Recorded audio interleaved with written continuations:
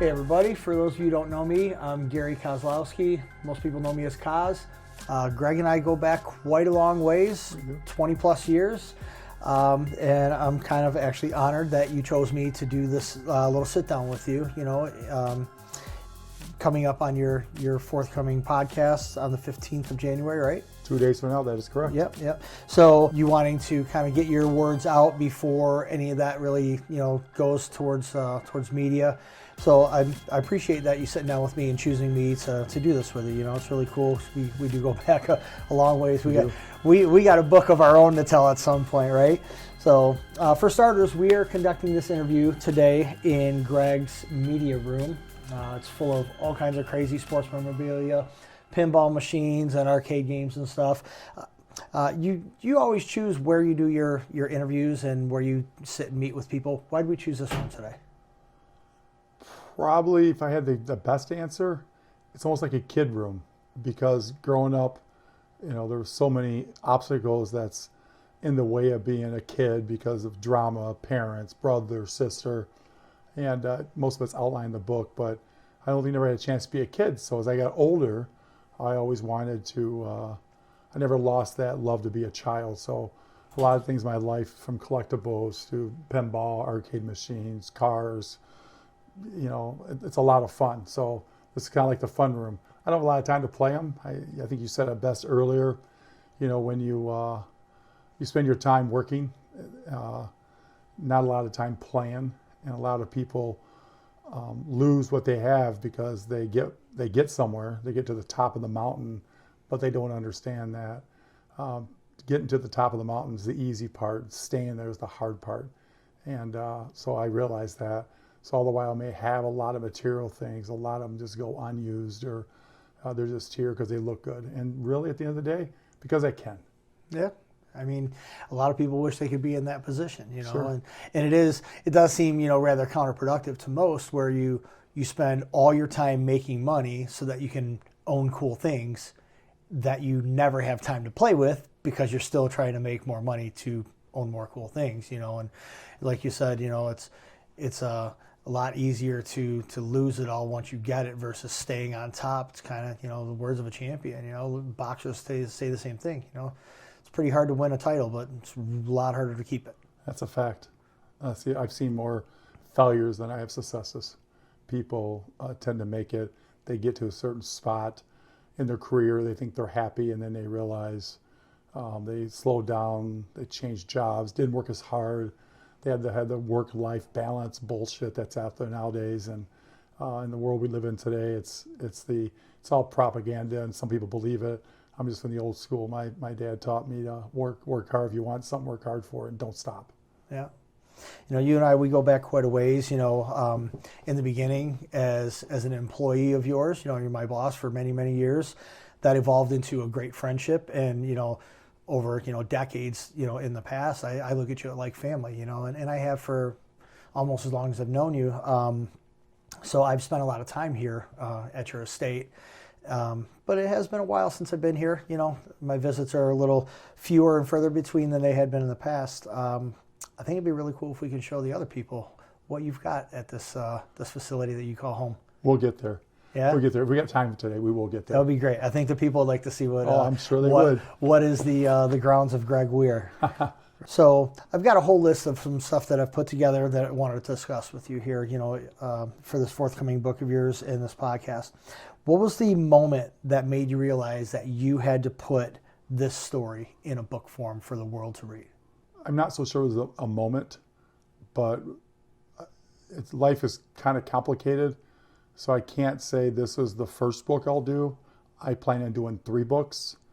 There's kind of different facets of life. We have, this book takes us up to about 2022, 23, and a lot has happened since then.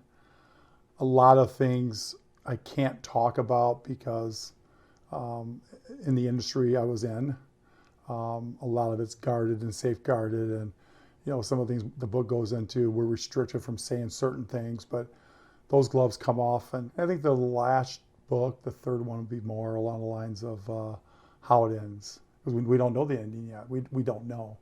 So you got kind of how, starting off, I think everybody has a rags to riches story. Sure. I don't think there's one successful person, unless they're born with a real silver spoon, that didn't feel pain, that wasn't in poverty, that had dreams and how to conquer them. But truth is, most people are just dreamers. They talk about it, they never do it. Then they make excuses or blame people why they didn't do it instead of blaming themselves. I believe you get out of something you put into it. And obviously at one point in time, I employed over 2,000 people. And when you have that many people, you look at the failures and the reasons why, it always goes back to their own independent decisions, whether because they got married and the life changed, or because they did drugs, or they did alcohol, or they're just plain lazy, or they got a little bit and they went in different directions. So as far as the book goes, this one covers pretty much from the beginning of time as an adult. Doesn't cover too much as a child, and it takes it through the career and some of the obstacles, not all the obstacles, it was to be able to conquer and overcome and defeat the enemy per se, and then getting off on my own and becoming successful and building multiple companies and selling them like a few times and making money. And then more important than making money is, I think a lot of people miss it, is it's helping others to get there. I can proudly say I probably made 100 plus people millionaires in a lifetime, but sadly probably 97 of them I don't speak to today because they tend to forget where they come from, and it is what it is. And some are still doing well and others failed, and it's just life. But this book's fun. It was, I knew a long time ago I wanted to do it. I knew back probably 30 years ago that I wanted to do it, but you have to build a story first. Anybody can write a book, but Sure. if it's a bunch of bullshit, then who cares? Right. So this is real, it's raw, it talks about it, there's just no bullshit in it. I call it like it is. Some people may love it, some people may like it, some people may learn from it, and some people may throw it away. But it's like, they're just opinions. Sure, of course.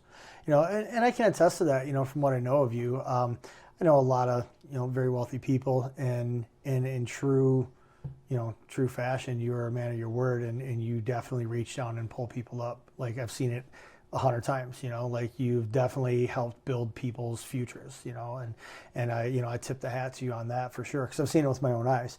A lot of people have hobbies, like, what do you like to do? I like to, play baseball, or I like to go gambling, or I like to go fishing. What does Greg like to do? Greg likes to make money.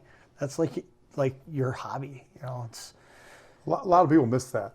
A lot of people say, well, money isn't everything. Well, what can you do without money? Right. You can't even go to the movies without money. Yeah. And if you go to the movies with just a little bit of money, you can't buy popcorn. So what fun is that? If you want to take your kid to the ballpark, you have to have money. You got to buy a hot dog. Just going to watch the game, you get a hot dog, bring it from home, or eat before you leave. That's no fun. Sure. You can fake it all you want to, but without money, you don't go anywhere. Yeah. And you have to work. A lot of people miss that. They go, well, back to that work-life balance bullshit I talked about earlier. That's all people care about. That's what they care about is, I've got a great family. Well, 54% of people end up divorced. Yeah. So how great was it? And the number one cause of divorce is money. Of course. 100%. That starts the arguments. Yep, always. And it leads to the number 2 and 3 and 4 causes of divorce. Like infidelity is a big cause, but why'd you cheat? Because you don't like that guy, because he don't have no money. That's correct. So it really all stems from that. So it's true. Title of the book is great, More Than Just Luck. I love it. I think it speaks volumes, but why did you choose it? Like, what does that mean to you? I don't think it matters how good you are. I don't think it matters how educated you are. You have to have luck. So being successful is more than just luck. Mm-hmm. And if you don't get lucky, because it's better to be lucky than good. I mean, what would you rather have? I mean, people walk into the casino and they get lucky. Are they good at it? No, they're just lucky.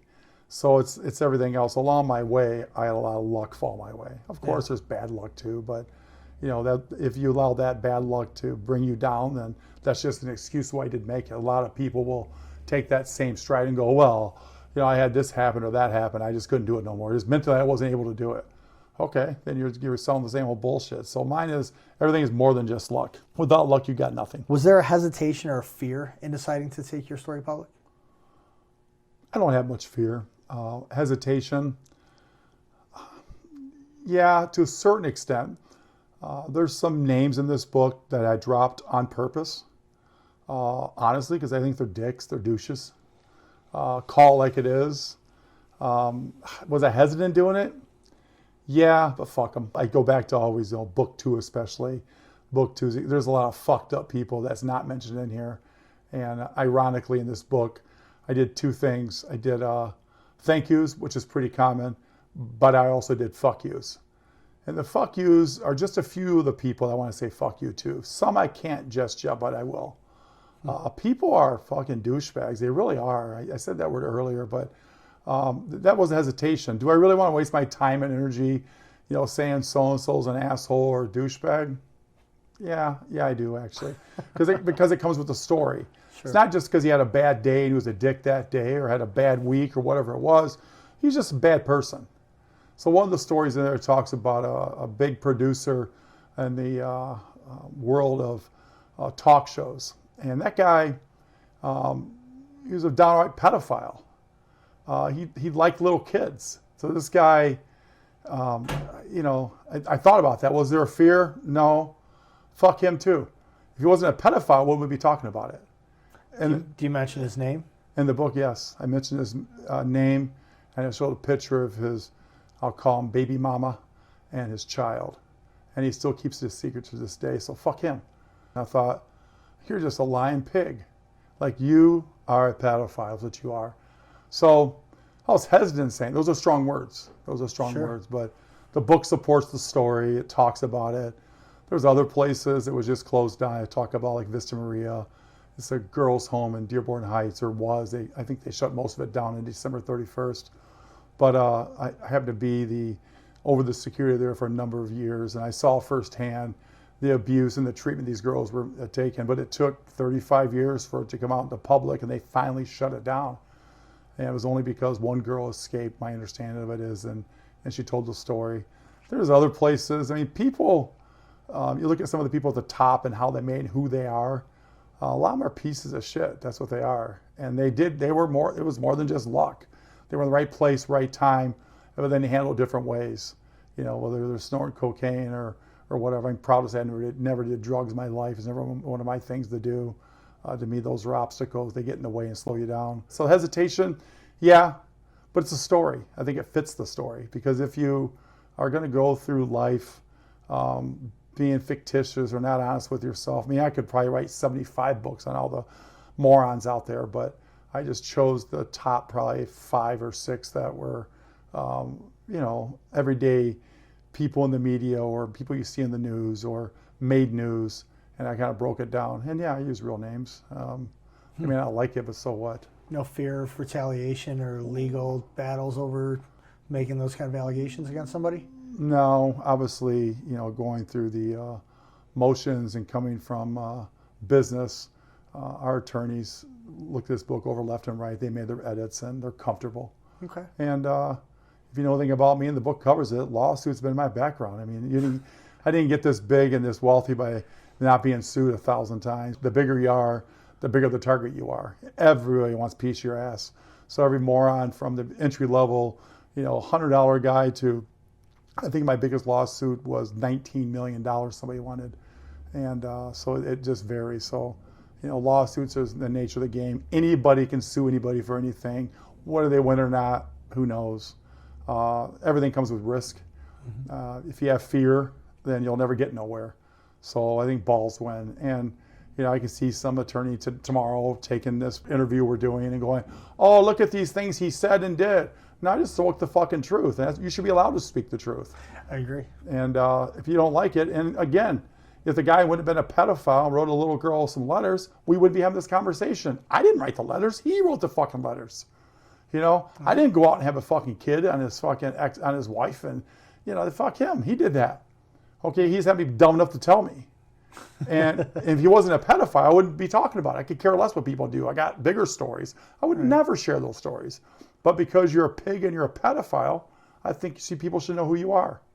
I can't disagree with you there. And when I saw his Netflix series, I thought, yeah, you're a piece of shit. I saw it, I thought, wow. And you're making money off that. You're still making money. You're still lying, and you're a pig. So that's why. So that hesitation, a little bit, fear, absolutely not. Retaliation. Nowadays, you can go shoot me, I guess, but that's nowadays that's hard to do. If we live in fear, then what are we going to get? We're going to get nowhere. Or they say living in fear is not living at all. That's correct. Yeah. Did you expect this book to become as personal as it has? When you set out to write it and when you set out to put this out, did you think it was going to be this personal? No, I'll say probably the worst thing I ever did in my life was to write this book, because it brings back a lot of scars that were there that you just forgot about. Because life moves so fast, you forget about things in your life, whether it be your childhood or adulthood, whatever. So, looking back now, if I had to do it all over again, I wouldn't do it. Really? No, because it's not worth the scars that you bring back, the memories.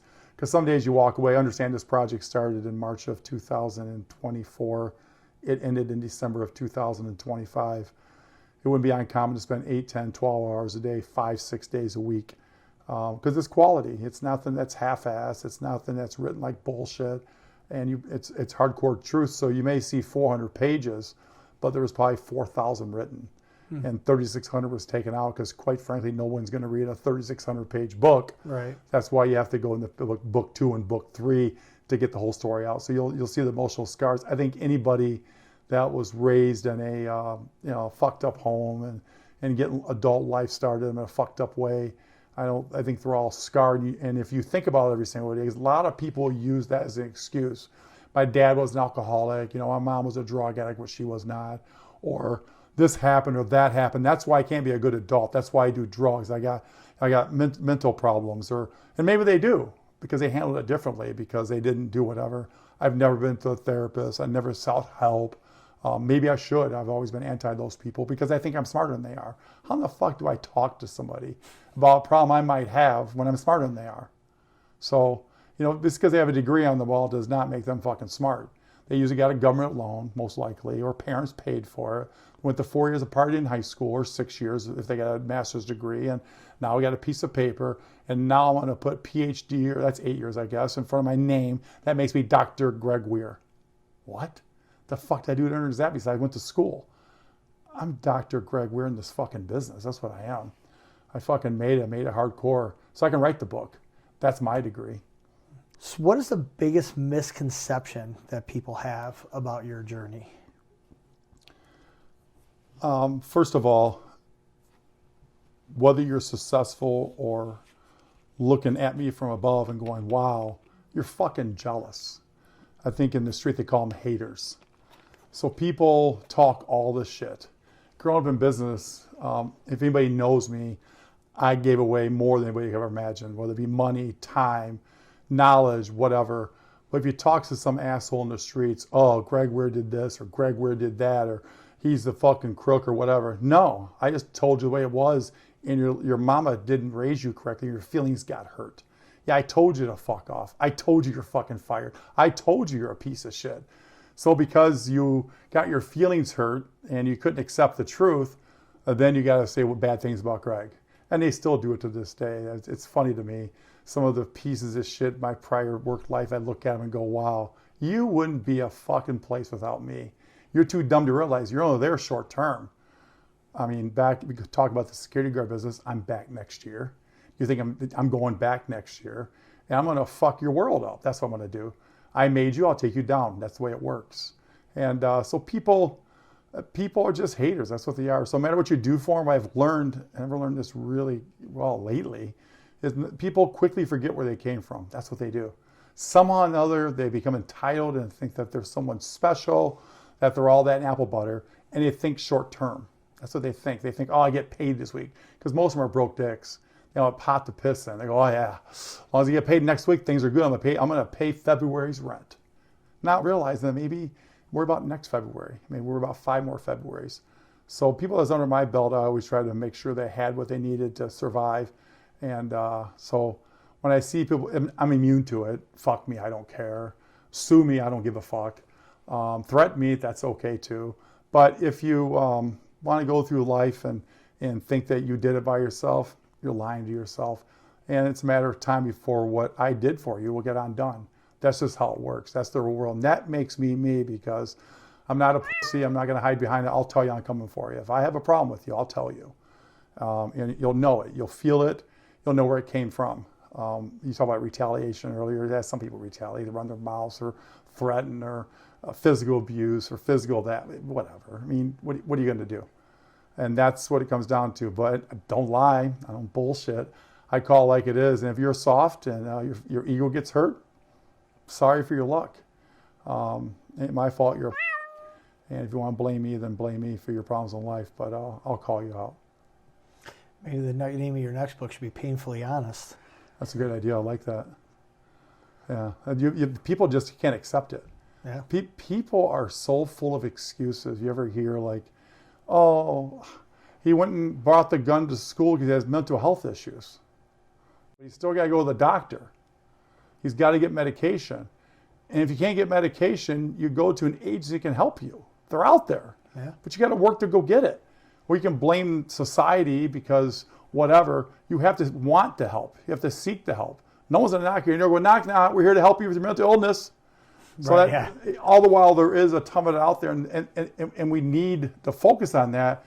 You still got to come for help, and then hopefully we find it.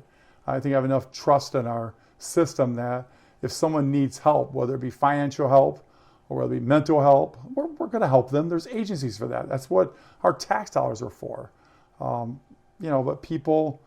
I think people like to use those as excuses. I saw a story last week where a guy went up to a school and he brought a gun and he shot the gun 7 times. And the news, which we all know is like backwards and the way they do shit and talk shit, it's not done in the real world. And they're making this guy like out to be a saint. He had mental health issues. His attorney's talking, yeah, he had issues, and that's why. No, you brought a gun to school, you were going to hurt people. And because of somebody's observance and because they responded, the police took you down to prevent people being harmed. But now he's the good guy. How the fuck are you the good guy? You brought a loaded gun, fired it multiple times in a school, and you're perfect? You're the victim? That's our fucked up society. Yeah. And I try to say from politics, you and I talk about this privately. We're on the same page as far as politics goes. The world has changed so much. It's kind of fucked up. And you're judged by your political beliefs today. Which is sad. It is sad. And usually the ones that's doing that are the ones that either live off the system, through their grants or, because they get whatever. And one side gave them more than the other side. And I try not to take sides, but the people, they're just caught up in the moments of beliefs. And it's hard to get involved here talking about it. Because like I said, you and I are the exact same page when it comes to some of the stuff. We all have opinions. Sure. And I believe everyone's entitled to their opinions. Mm-hmm. I don't care who you vote for, don't vote for. I don't care what color you are, or where you came from, or how broke or poor or rich you are. And you're entitled to an opinion. But some people just take that to the extreme. When you do that, I believe with every action, there's a reaction. And the problem is the weak can't handle the reaction. Yeah. And that's the problem. That's what's wrong with our country is, not just our country, I guess even our businesses is, you no longer can, just say you're fired. Get out of here. I mean, I've been in business almost 40 years, so get out of here. I had enough of you. I don't like your shirt color. Nowadays, you get a lawsuit for that. Yeah. Nowadays, you have to have, progressive discipline and show me how you did this or that. And it's like, really? You can't just run your company anymore. Yeah. I talk about the FTC, and in this book, it's a nice chapter. And the FTCs are the Federal Trade Commission. So here's little Greg Wier from Willis, Michigan. One time in his life, a broke dick who really just gave back, kind of like the Robin Hood story. And some little puke that I fired at an apartment complex. I think he was fucking. It was actually at a homeowners association. This guard was, I assume, I'm guessing, was fucking this president of the organization whose brother was an attorney out of Southfield, Michigan. And he wanted me to pay this guy for some PTO time or something. And then I said, no, fuck him. So he said, fuck you, you're fired. So he fired our company. So in exchange, I enforced a non-compete agreement. And next thing you know, I got the FTC. Of all the big companies out there, poor little Greg Wier with only a couple thousand employees gets this major litigation for hundreds of thousands of dollars. They want possibly tens of millions of dollars in fines because it was done on a push, a favor. That's how the world's done, on a favor. So I ended up settling with them agreeing that we're going to eliminate non-competes.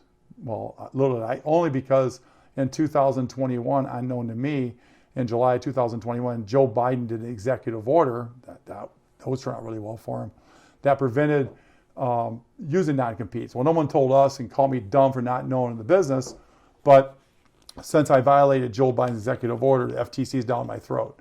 And so we agreed to it because it was costing just so much money to defend it. And the truth is we sold our company, like, well, who cares?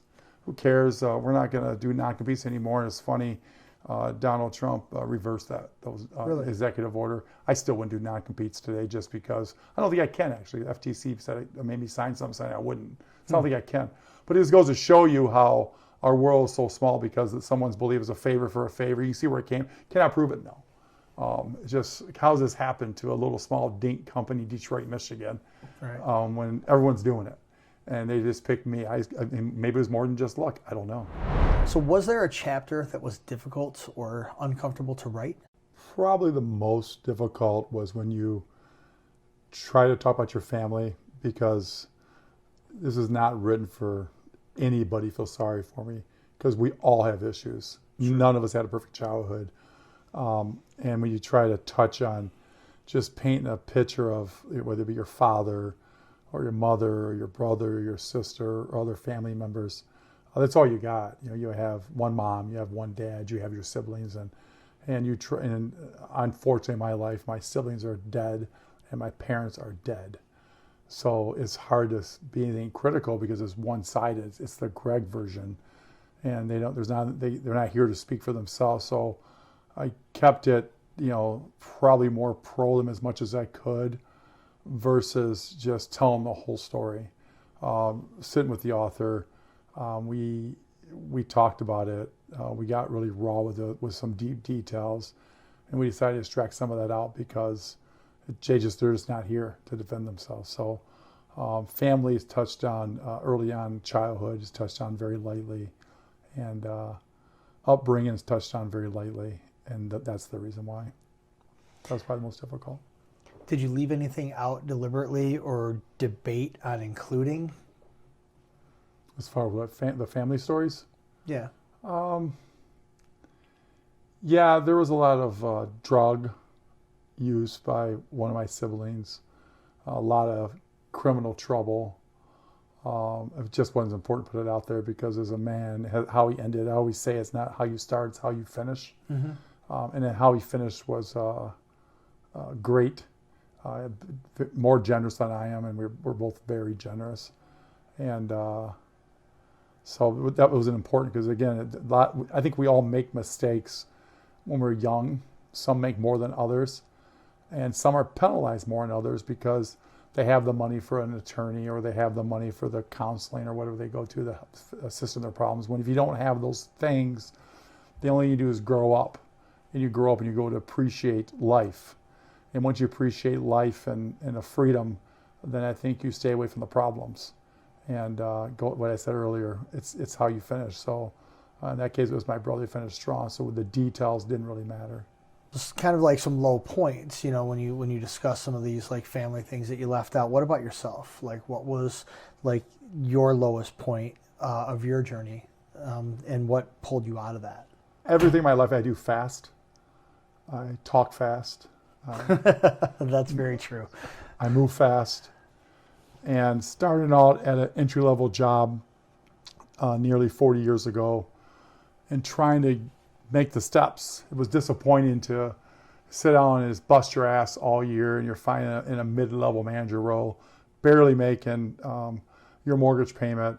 And no matter what you did, you'd get a 3 or 4% raise. So if you're making, in those days, it was like $35,000 or $40,000 a year, and you might be handed $1,200 or $1,600. So I remember one time my wife and I would go out to dinner because we're going to celebrate my raise.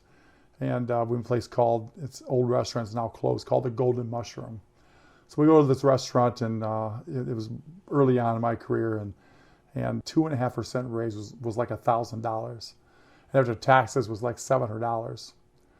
So the bill comes for the meal, and with tip was $600. So we laughed all the way home because we just spent the year raise on one dinner. Corporate America fucks people.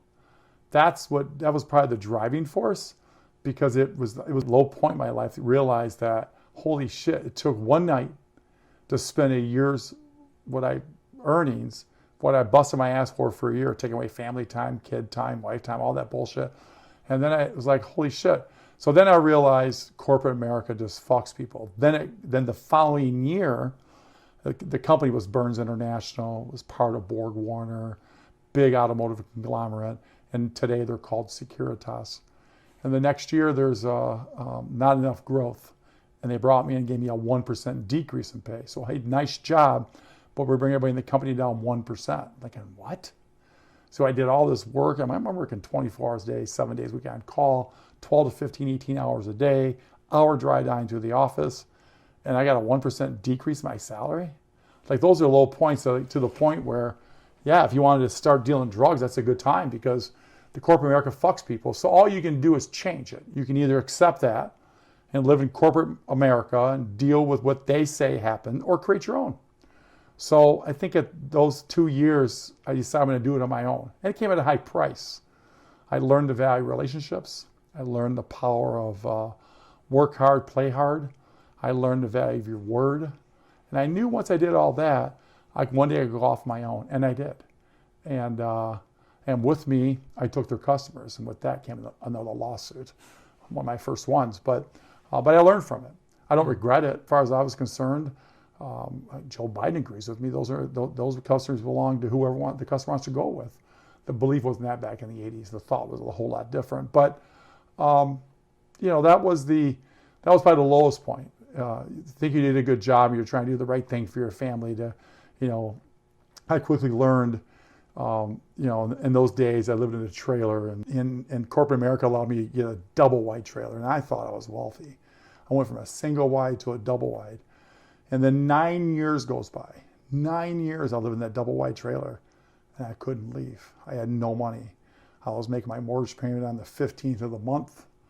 It was due on the 1st. At the 16th, there's a late charge. You might write the bad check because you maybe fell on a Wednesday or Thursday, hope you don't get to the bank in time. And then I realized if I don't do something, I'm going to be stuck here forever. So that's how I ended up off my own. Like, what's the worst case scenario? I'm broke again. I'm already broke. I'm barely putting food on the table. I'm going to the grocery store with a calculator and a list, and only and at the end of the trip, I got to put items back because I couldn't afford them. So what's the worst case scenario? I end up back. Worse? Well, what's worse? You're already hungry. You're barely living. And why barely live? Yeah. On the surface, to the outsider looking in, people who are new to you and your empire, Greg Wier is a great success story, right? What you have around you, all you've accomplished in your life is a real story of success. But what I believe a lot of people don't realize is that you have a failure story as big or bigger than most people out there. How did you learn and grow from failure more than you did from success? Well, your choices to live. A little bit earlier we touched on. You can make excuses. I mean, I can tell you a story. It's 1996 with a couple partners. One guy was a thieving bastard. It's covered in the book. He decides we're going the wrong direction. We're going to take on this mid-level guy, and this guy just kicks our ass in court, just chews up and spits us out. We got a $365,000 judgment against us, and we didn't have $365, much less $365,000. And he comes back. He was that rah-rah guy. We're going to defeat this. I'm thinking to myself, no, we're not. It's Halloween, probably 1997 now. And next thing you know, the bank account gets garnished, and we probably had 120 employees, and all the checks get bounced. So I'm like, holy shit, it can't get any worse than this. And then this asshole goes, well, I'm going to get the money back from the court, and we're going to go ahead and put it at the Bank of Montreal in Windsor. I'm like, okay. And I'm young, what am I, 31, 32 years old at the time, and I was like, okay, we can do that. So we get $50,000. We have a guy drive it over to the border, put it in the Bank of Montreal. Well, we didn't put in the checks because we're stupid. Payable in U.S. funds. So now we've got 50 party stores at us. That was beginning the end of that company. So we already bounced the checks. We're in bankruptcy, And now we've got the whole world mad at us because now we did it to them twice. So all these employers are upset, rightfully so. And now whatever. So at that point, you really think this is enough. This is outside my realm of being comfortable. Where I'm doing shit that I know has got to be borderline illegal. If it isn't illegal, there's no money coming in. You're going to work for free because we later find out this guy was stealing all the money. We weren't smart enough back then and to figure out why we have no money. We're billing out a lot of revenue, but there's never any money. And then one day we break into a safe and find all the evidence, and then we fired him. And really, since then, life's been decent. But it's knowing you can never quit. To answer the question, you can never quit. Again, there are obstacles. Who goes through life with a pretty story? Right. I think every day we have things that get in our way, or excuses why we can quit, or someone died, or whatever. But you can either let that take you down or make you stronger. And I think you take the negatives and make you stronger. Was there ever a point where you considered that as the only option, to quit and give up? Yeah, I mean, I considered that. I obviously had 2 kids, and I could, at that point in time, I was an experienced manager of people, and I could go work for a competitor and make enough money to live. But I did that before, and I was just making, I'm going to get my 2% raise or a 1% decrease. So I was like, I think I can do this on my own, because what I learned in the world is everything's built on relationships. When we first started, I talked about people being stupid. Mm-hmm. People worry about being paid this week or next week, I talked about. So what I learned was, if you're good to people and you're honest with people and you do the right thing, those people will stay by your side. Well, those people, what I'm talking about is customers. Because without customers, in any business, you have nothing. So I befriended most of them. I spent my time with them. They became part of my life. They became part of my family lives. As you know, you built some of these parties. We have some of the best parties with 300, 400, 500 people attending them. Not because they wanted to be political and come to a party like most people. How many times you frown when you go to a party? Oh my God, I got to go to Joe's graduation party. Oh, I don't want to go. Or Marianne's getting married. Oh, I hate this. Or even funerals. Most people would bitch about going to a funeral.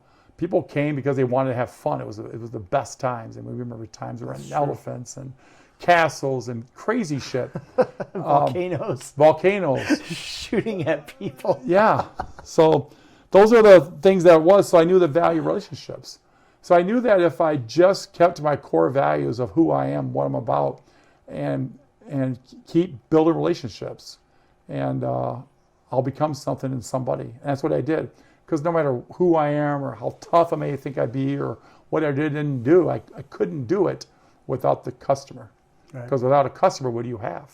Yeah, nothing. And so I focus that big on customer service, and I'm always available. My phone's always on. Some people talk that shit, but if you got to call me directly, if my guy's not handling the problem for you, let me know. I'll fix it for you. Today I'm in an electronic business, and it's all about service. That's all I care about. If you do the service, you'll make money. So my motto is, service first, profit second. And as long as you do those things, people aren't going to go nowhere. Our retention rates with customers was so high, both in the security guard industry and the alarm business. As long as you do what you say you're going to do, people aren't going to go anywhere. And it's the ones that try to cut corners or put profit first, service second. Those are the ones that business get hurt, and that's where the 1% decreases come from. I've never decreased someone's salary. I've never cut a salary. I've always had checks waiting, bonus checks waiting, vacations, Las Vegas, Puerto Rico. I've taken staff, everybody to all those different cities and paid for hotels and gambling and shows and give them lives they never had before. And that's what it's about. Not bringing you down 1% because we know worldwide we're going to make an extra $4.5 million this year. I'd rather be at the end of the year be dead even, or lost a few $1,000 in the company versus making money. Looking back on everything, what struggle do you think you're most grateful for? Like what helped shape you in terms of struggle and really made you become the man that you are? I think being broke was the biggest struggle. And being broke, not being like the car payment, not having a car is being broke. I heard a story a long time ago when a guy said to me, unfortunately this person was very ill with Alzheimer's, and he had said to this wife whose husband was the victim of Alzheimer's, he says to her, I'm really concerned because I always forget where the car keys are too.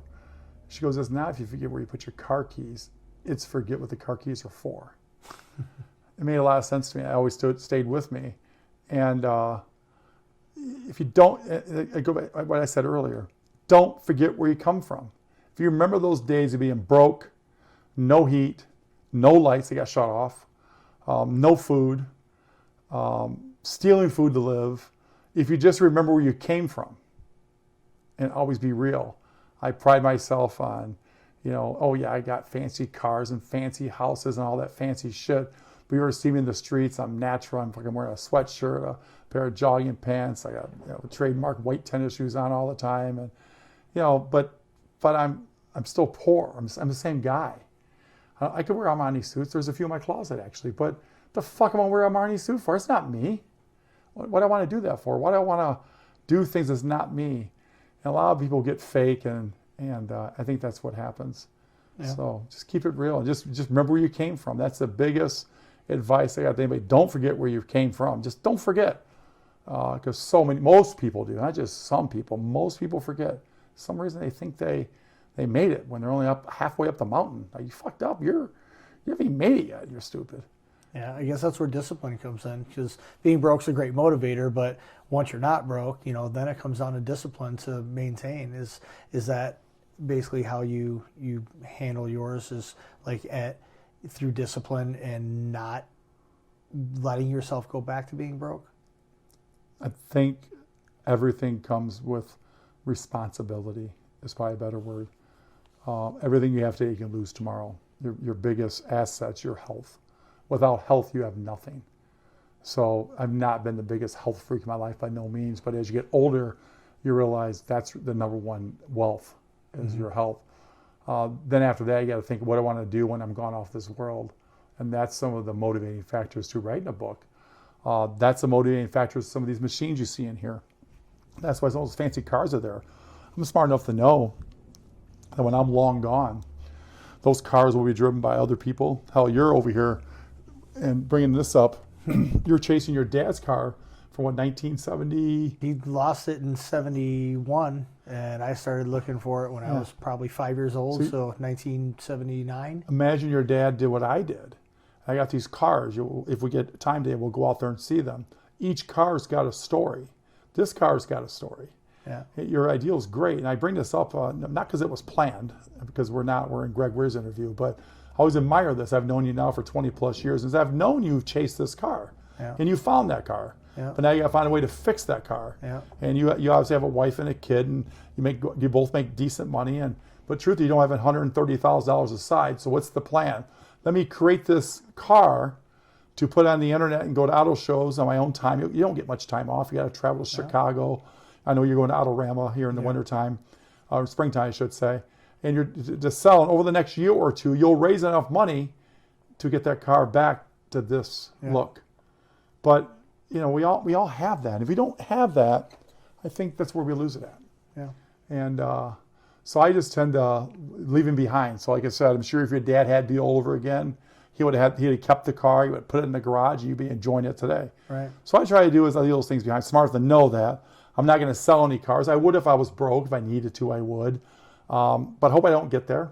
And I'm smart. When I leave, I have a grandson, a granddaughter. I've got a son. I've got a daughter. I got a son-in-law. I've got people that would drive those cars. I have a will, of course. Each car is going to a certain person. There's a reason behind it. Even you're getting one too. So if hopefully not anytime soon.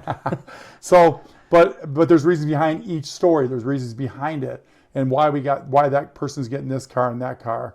And if we get time today, as you know, I built that. Well, you helped me build that car for Reagan, that Mustang, and I did that. It cost a shit ton of money, a lot more than we thought it was going to cost.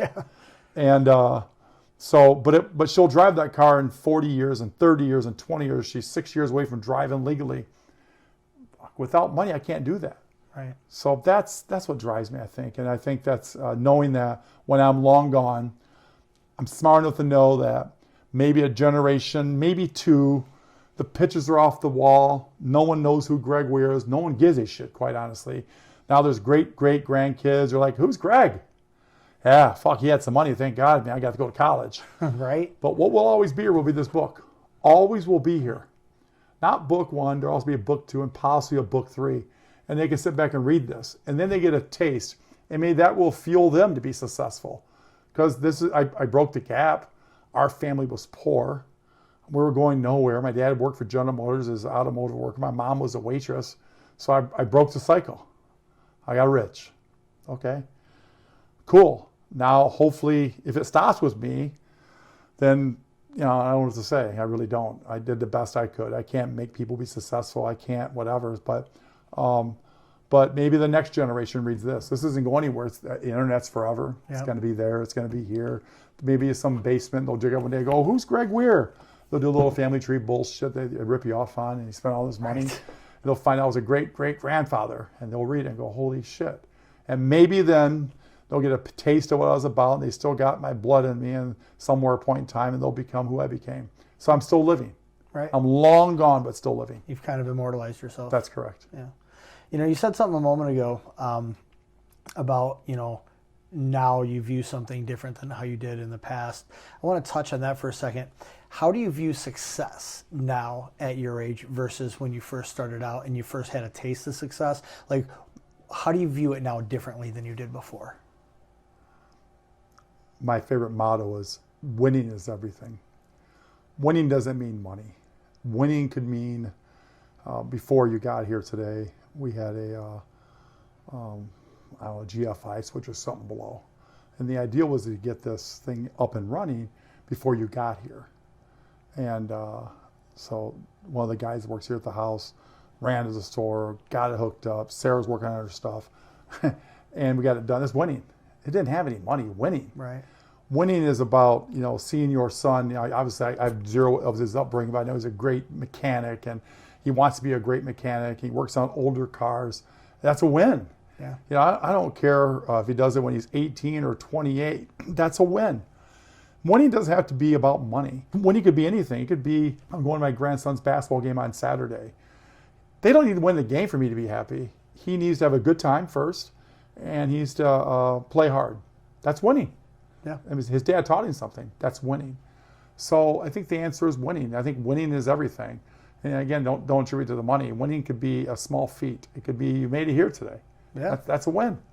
That's a win. That's true. If we survive this cold outside today, if we walk out to that barn, that's a win. Yeah. Those car starts, a bigger win. Right. So I think this is going to really captivate a lot of people here with this part. Greg Wier was not made overnight. It took a lot of bad decisions and failures in order for you to learn how to make good decisions and find success. I mean, that's everybody. Sans the very small amount of people who are an accidental overnight success. Someone who's fought their way to the top like you have, it does not come without bad decisions and failures, which can put a lot of mental toll on somebody. How did you learn to trust yourself through all of that in order to strive and keep going forward? Because things like that can really just chop somebody down and make them quit, but you got to learn how to trust yourself to get there, especially after, trials and tribulations and failures. How did you learn to trust yourself? I don't know if you ever do trust yourself. You make a lot of mistakes. I make them today. They never go away. But again, they can be excuses, or better known as obstacles, or you get over them.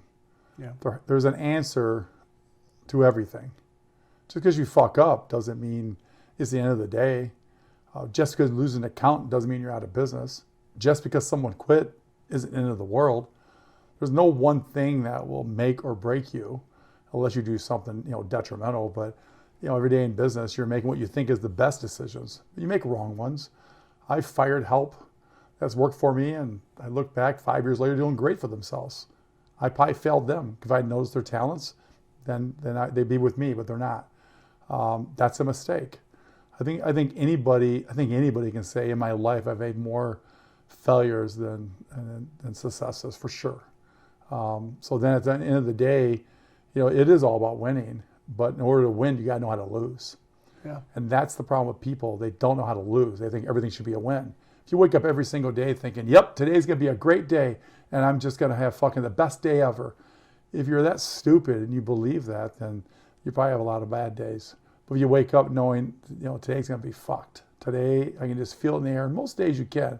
Your instincts will kick in and go, yeah, that guy's fucking me. I know he is. I got to do something about that. And, timing's everything. And, so you learn to trust yourself because it's more so your instincts. Are you always right? No. No, you're not always right. Are you always wrong? No. You live and die by decisions. My brother used to say, the highest highs and the lowest lows. And that's business. You have the highest highs and the lowest lows. And that's life too. I think we all can say we have some of the best days in your life. You have some of the worst days of your life. It's life. You can let it bring you down or let it pick you back up. You learn something. It's every mistake you learn something. And once you learn something, you start to trust yourself. I think that's probably the best answer I have. So it boils down to accountability. Like what is personal accountability? Or realization. Yeah. I think you have to be a realist. Accountability, being a realist. People live in la-la land. It's one of my favorite words. Fucking people live in la-la land, and they're all so full of shit. Almost everybody you meet is lying to you. You sort through the bullshit, and and you get it. And you said, trust your judgment or your instinct. It's all that because you already know. When you meet that person, they're full of shit. They want something. When someone says to you, "Hey Gary, how you doing today? How's your day?" They don't give a shit what your day's like. They don't give a shit. It's just propaganda bullshit. Just cut to the chase. What do you need? They want to borrow $20? Fix their car for them? They need something. You ever get that phone, you leave the phone call and goes, oh, I haven't heard from him in a long time. You know he wants something. Hey buddy, how you doing? Just call and say hi. Bullshit. So then your instincts kick in. Then you got to find if you trust yourself or not, because immediately you're putting your guard up like, oh yeah, he wants something. Your instincts come from your family? No, I think it comes from life experiences. I think you get fucked over so much and lied to so much. It's hard to trust people. There's probably I had 5 people in my life I trusted. It's down to 4 now. One died in the last couple of days in my life. He's not dead personally, but he's dead in my book. And when you die, you're dead. So it's about 4 people that I truly trust with my life. And that doesn't take away from anybody else. It doesn't take away that you're not on that list. That means it's a ride or die. I'm gonna fucking die. I need something. They're gonna be there for me no matter what. No matter fucking what it is. We're gonna risk it all for nothing. And it's hard to find those people. Yeah. And I'm blessed with 4 of them. And I won't tell which 4 because a lot of people get their feelings hurt. Sure, of course. But that it doesn't take away from anybody else. Right. But that's pretty sad. You think about it. As old as I am, you fucking in your life you got 4, and you might have a total of 10 people you can call friends. Think about that. When you're younger, you're at the club, hanging out at the bar, you're doing whatever. You got 30 friends and 20 friends. In high school, you had so many friends you couldn't count them. But as you get older, they all fucked you over. And there's very few friends left. They got their own lives. Hey, what are you doing Saturday night? I wish I could, but I can't. Oh, fuck you then. So you got your ride or dies. Yeah. And those are important to me. But without ride and dies, and if I'm blessed to have 4. Some people go through life and never have any, none, because they're gonna fucking because everybody wants something off you, like everybody else. The 4 I'm referring to don't need a goddamn thing off me, nothing. And that's they'll ever ask me for anything. I won't ever ask them for anything. But if they fucking need to go hide a body, I'm there, and that's what matters. That's impressive. I'm going to touch a little bit on family, legacy, and purpose, okay? Your family influence any of your values and your work ethic, or is that something that you picked up elsewhere? Because you didn't really talk a whole lot about your family. Like you mentioned, you have a couple siblings, that are passed and parents that are passed, but you kind of, it seems like Greg Wier started after the family, Any of this come deep-rooted? First of all, I don't think my family taught me anything. They taught me what not to do. For example, my dad, I say, worked at General Motors. He had one of those automotive jobs. It was a great job. A lot of people put the 30 years in and the house was paid off. They bought a house up north. They bought a boat, went fishing. They still do those things. My dad was one of those guys that, he'd get his 3 weeks vacation or 4. He would take him at the beginning of the year. He'd get his 14 sick days, whatever. He'd have beginning of the year. Call off all the time. He taught me what not to do. It still goes on today. Had a guy yesterday. He sits his ass behind a desk. I can't come in today. I'm sick. That's why you're fucking broke. You don't push yourself. My dad didn't push himself. My dad was probably the smartest man I've ever known. That damn machine just keeps on shooting. The monsters, man. I'm telling you, it's fucking crazy. It scares the shit out of me. But regardless, my dad was probably the smartest man I've ever known. I'm sure I got my street smarts or intellect or instincts from him, but he taught me what not to be. He taught me not to be an alcoholic. He taught me not to be a wife abuser. He taught me not to abuse the kid. He taught me how to treat people right. He taught me how to be stern too. He taught me how to, you can become anything you want to become. But he didn't say it in a positive way.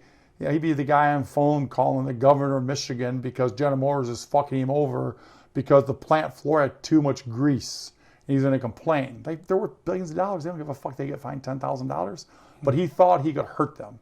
And that's the type of guy he was. And he taught me what not to be. So family didn't teach me shit, actually. Let's not kid ourselves. My dad was born and raised in Arkansas, came here for automotive. My mom's parents, who, the grandfather was in the Army and served in World War II, and she was on a boat raised in Germany, and good woman. My mom was the best. But she wasn't allowed to teach us anything. Times were different back then. My dad ruled the nest. My poor mom was the victim of him. And siblings we weren't that close. Growing up, we weren't allowed to be. Parents, you always had your chores. You were basically a house cleaner, the lawnmower, or some bullshit. So they taught me what not to be. Now, some things I look back and go, oh, okay, because I always want to do things different. I'm going to do certain things for my kids my parents didn't do. Well, I fucked that up too, because some things I should have made them do that my parents made me do. I just didn't know how to differentiate from the whole situation of, I should have made a mow the lawn. Instead, I'll hire a lawn service company. That was stupid.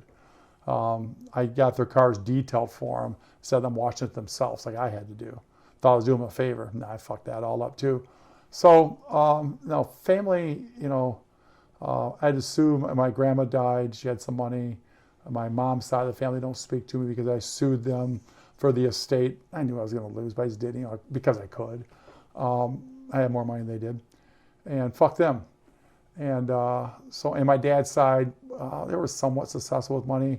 But because I was poor and because, I was this one time in my life, this broke welfare recipient, when my family traveled to Arkansas a few times to meet my family, they treat me like shit.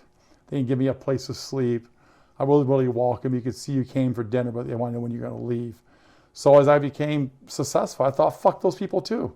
So I really go through life with no family. I really don't have aunts, uncles, grandparents, nobody I look up to. They all, then they frown on me because the way I am or my attitude, because people will read it like, that guy's a real dick. No, I'm really not. I'm the nicest guy you're ever going to meet. But I refuse to suck your dick to make you feel good about me. I don't need you that much in my life. Fuck you. Take your fat ass bitch and go home, because I don't have to worry about it. And that's kind of my philosophy. So I think family's overrated. I said, my Sunday afternoon, I can do what I want. I don't have to go have a bunch of fake fucking aunts and uncles drinking my fucking alcohol and eat my fucking food, and I gotta clean their mess up. Fuck all that. There's some benefits to it. What is family? Maybe I missed that chapter in life, and maybe I look back on my death and go, man, sure wish my aunt was holding my hand. Fuck her. I don't want her holding my hand in the first place. So I have a weird way of looking at family, and also it's an excuse why people don't work. I've got a commitment with my family on Saturday night. No, motherfucker, you should be at work. So because of that, I was free to work. Yeah, I remember talking to a guy that worked for 30 plus years with no bullshit, 7 days a week, 12 to 20 hours a day, on call 24/7. I'm self-made. No one gave me a fucking thing, and no one helped me. So I learned for those that would allow me to be in the room with them that were smarter than me. And I was like a sponge. I absorbed it, and then I became something on my own doing. I didn't have any help, and I didn't have any family. And I think that's why they don't talk to me. Why? I'm richer than they are now. I got better houses. I got better cars. I got more money. Fuck you. So, that being said, what kind of legacy are you trying to leave behind beyond money and status? I'm not sure. There's been some changes in my life in the last couple days that I won't get into here, but I had some plans. I'm rerouting now on my thoughts, what I want to do. I think I know what I want to do. The security guard business was very good to me. Of all the things I've done in my life, I've done real estate from residential to commercial. I've done cleaning companies. I've done music. I've done reality TV. I've done influencers. I've done so much. But it always comes back to where did I make the money at? I always made money in security guards. Now, security guards means a service business. And so behind my children is grandchildren. And I think I broke unless I do something stupid, I broke the cycle of poor. So I don't think we're going to be poor. And I'm going to build another company next year on August 22nd, 2027. I'm allowed back in the industry. But this time I'm going to do it by myself. So what I'm going to build, the next thing is maybe I'll be around long enough to teach those grandkids this business. And that feeds their family, and that's how the generational wealth continues. And they don't have to look for a job. They don't have to worry about going to college. They can go if they want to go, but what is college? I mean, I'm not a big fan. I have no college. I barely graduated high school. The fuck am I going to college? I did go to college, actually, for a minute. I was kicked out for fighting the professor. Fuck that guy, too. So those things happen. So you got to rely on somebody else. So maybe if I can go back into business, I think I got another 10 years left into me. Do I want to work the energy, the aspirations? At that time, I got one grandkid, 20 years old, the other one 17 years old, just now starting to learn the business. I'd hopefully be around another 10 years to teach them the business. If they listen, then maybe they'll have that and their kids will enjoy that. That's going to get us through the next 100 years. That's kind of like leaving something behind. I won't fail. I mean, I'm probably the best in that industry. There's probably no better. I'll never be matched again. No one has my work ethic. So I have no doubt that in a very, very short period of time, I'll build something probably bigger than I ever had. But this time I'm doing it by myself. It's definitely a gear change for you, compared to the way you've done things in the past. Has your definition of the word provider changed over time? Is it different now that you're older and clearly wiser than in the past when you first started reaching out and helping people? I think that, people rely upon you. I'm a wealth of, I'll give my knowledge to anybody. I got time for everybody. One of my biggest downfalls is there's too much on my plate.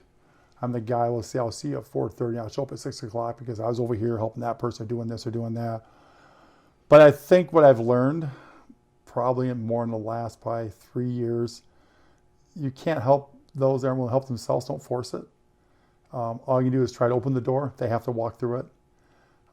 If it doesn't benefit me, I don't do it. There's certain things I believe in. So I look at people and let's say, if you got employee number one, let's call them, and they're failing or not showing up for work or calling off, just cut your losses, get rid of them because it doesn't benefit you anymore. The window's closing. There's only so much in life that we have to live, and most people at my age would probably retire for sure. From a money standpoint, they go, well, you have everything you want in life. Why are you working? Well, what the fuck do I sit on the couch? When I fucking go to the casino, when I go to the beach, fuck, I want to make more money because it costs money to live. So what I probably learned is I'm not willing to help as much. I've been burned a lot in my life from a lot of people. A lot of things hit close to home. I act like things don't affect me, but I'm human. Of course it does. But I'm vengeful. I like getting revenge. So I as soon as say fuck you, I'm the guy who's going to come back when you least expect it. Because when you're entertaining or you're sleeping, I'm the guy probably fucking you. I'm probably that guy. I got the energy and work ethic to do that. I'm undermining you. I know I was really to the guard business. I know I'm the best at it. I know that. You may short time or short live something, but you'll never be able to come close to me. You can't stand a candle. So overcoming the competition is easy in my book. And if I can, that's what I do. So I don't have a lot of patience anymore. I don't want to develop people. I said earlier I can buy talent. As soon as buy talent, I had now enough money. I don't have to worry about saying, hey, Koz, I'm going to start you out at $45,000 a year. I go, hey, Koz, I got $150,000 a year in a bonus program.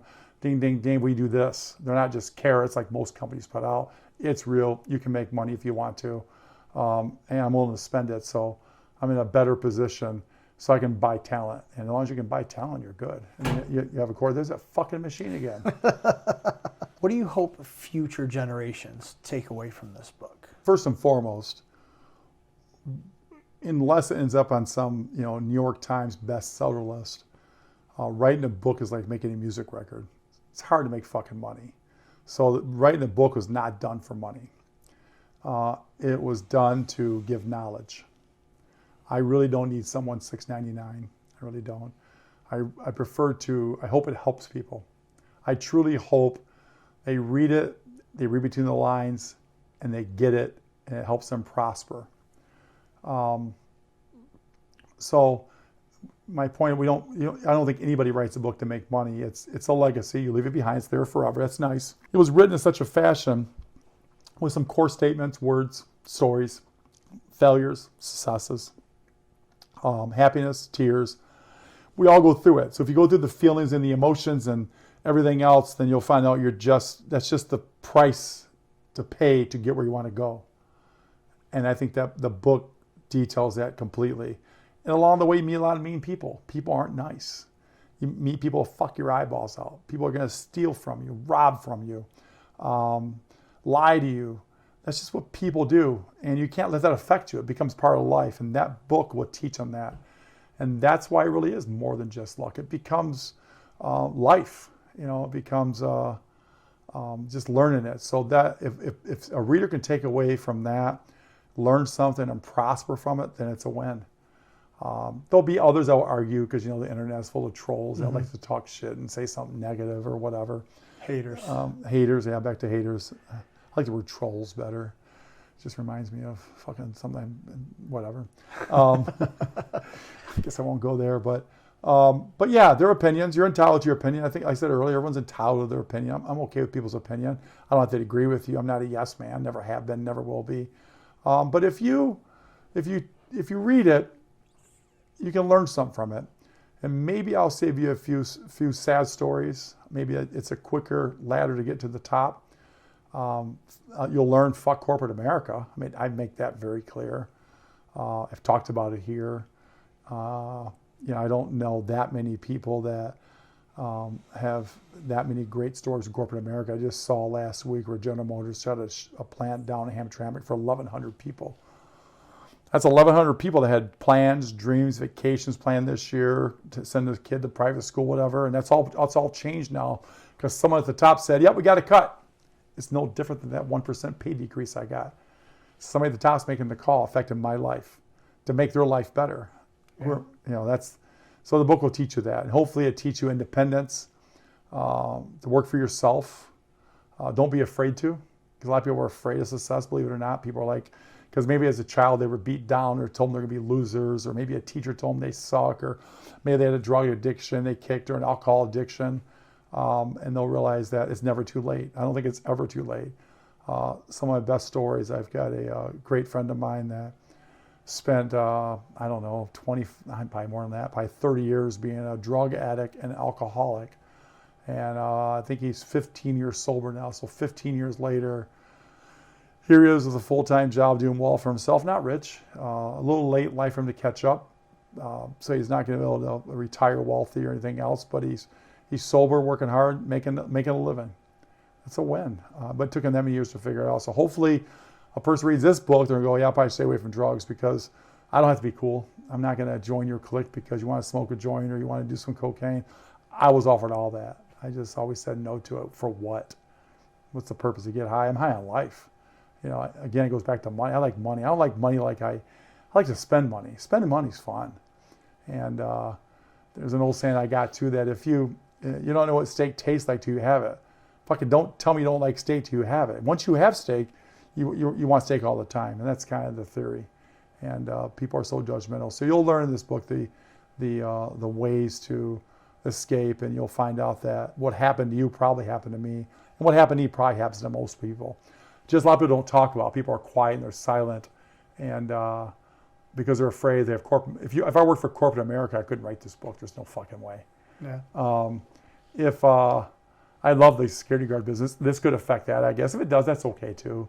But it's the truth. Again, I didn't lie about anything. I didn't embellish anything either. I just called it like it was.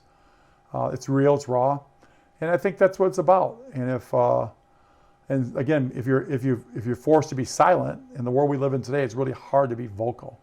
It really is hard, because a lot of people will come after you, or agencies or whatever will come after you because it's they might be retaliatorial when it's just telling the truth. People get their feelings hurt. Again, we talked about that earlier. People are fucking soft nowadays. Yeah. They're a bunch of p***s.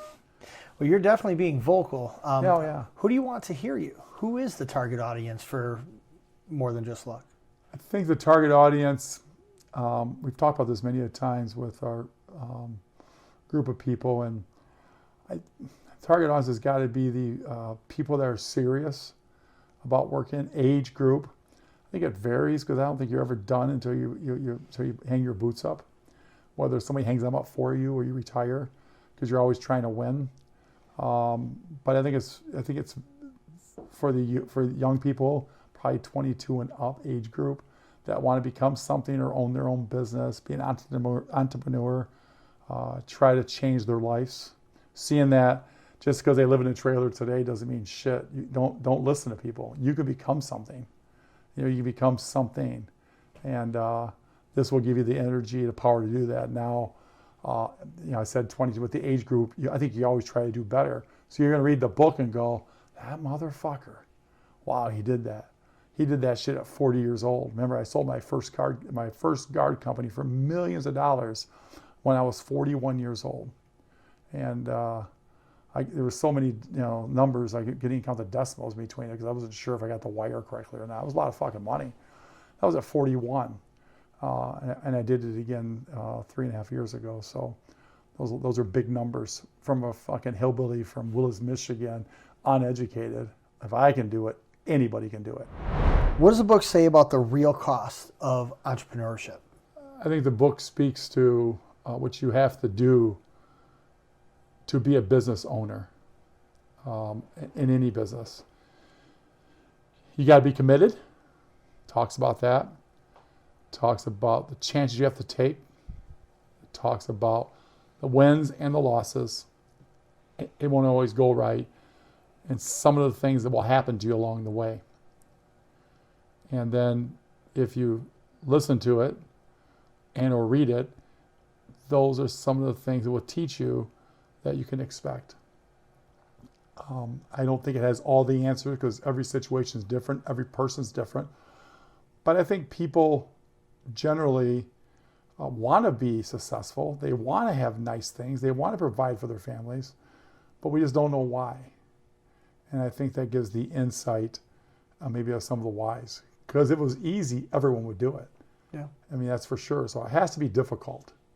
And it goes back to you get out of something you put into it. If you think you're going to be an entrepreneur and work 8 hours a day and be home every day for dinner at 5:30, that's not the real world. You probably won't make it. If you think you can work 5 days a week and be working for yourself, that probably won't work either. You have to be committed.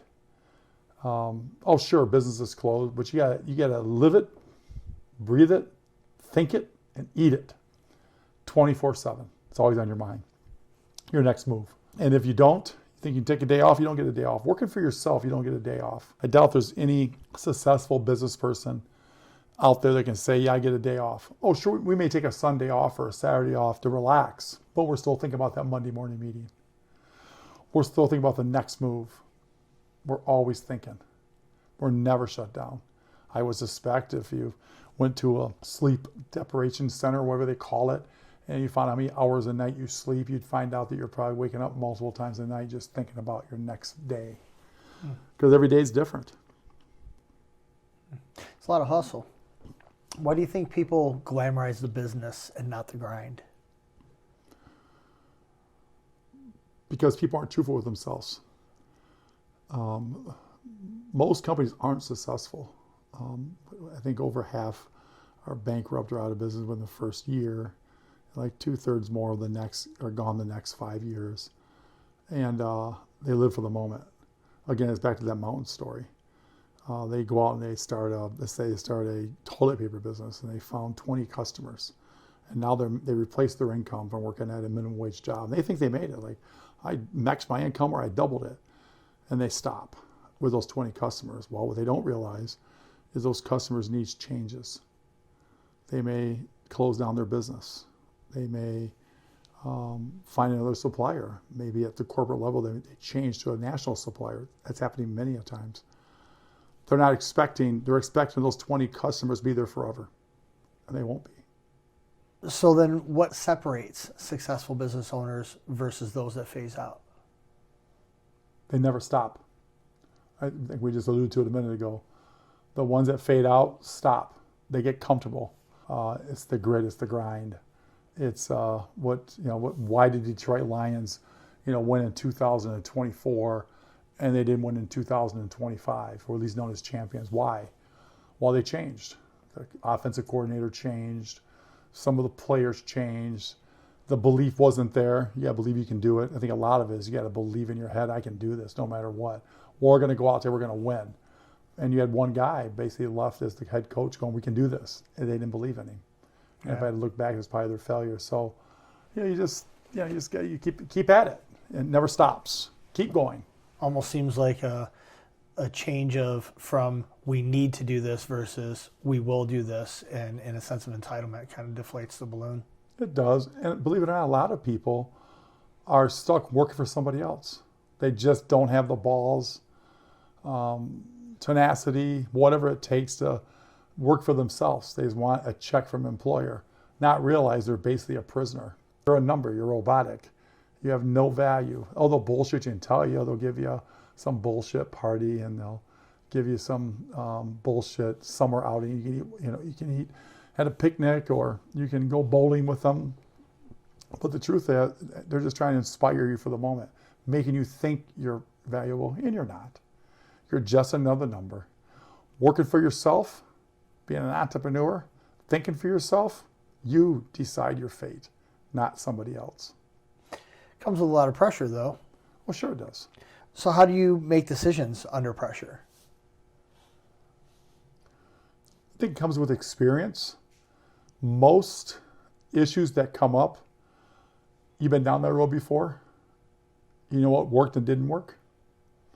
And you make it based on past experiences. If you haven't been down that road before, you make the best decision possible. That's all you can do. You live and die by them. Remember, it's the highest highs and lowest lows. Yeah. You're not always right. What part of entrepreneurship do you think doesn't get talked about enough? Clearly, everybody talks about the successes, like you work for yourself and you make all the money, but what do you think gets left out of those conversations? The commitment. I think people that are naive or don't know better, they don't understand all the pain, the sleepless nights that person went through to conquer their success. They think it's just automatic. Maybe because he has a college education, or maybe he was born with a silver spoon, or it was given to him, or he's in business with his brother. I don't think it's talked about enough what the grind is. That's what it is. I think a lot of people just don't understand what people go through. I get it. I mean, if I read like the Jeff Bezos story, there's a great story. His mom, he had a bad dad. Mom remarried. They believed in him. They had a few dollars, gave it to him. And look at it, I think I read worth $237,000 investment was about what they had turned into $12 billion. But somebody had to believe in them. And not a lot of people would do that. Not a lot of parents would do that. And look what it turned into. So you got to believe. And it's not talked about. A lot of people will give you all the reasons why it'll fail. If you look about, they always say cancer spreads. So there's so many, doubters out there. Oh, you can't do it. You'll never be successful. There's too many of those, or a lot of competition, or this, that, or the other. Fuck all that. You got to believe in yourself too. Yeah. And that's what it comes down to. Yeah. Your level of hustle and grind is pretty legendary. How do you feel about people making comparisons between you and other famous grinders like Jordan Belfort or even a pre-2015 Donald Trump? Those guys, both of them, speak the truth.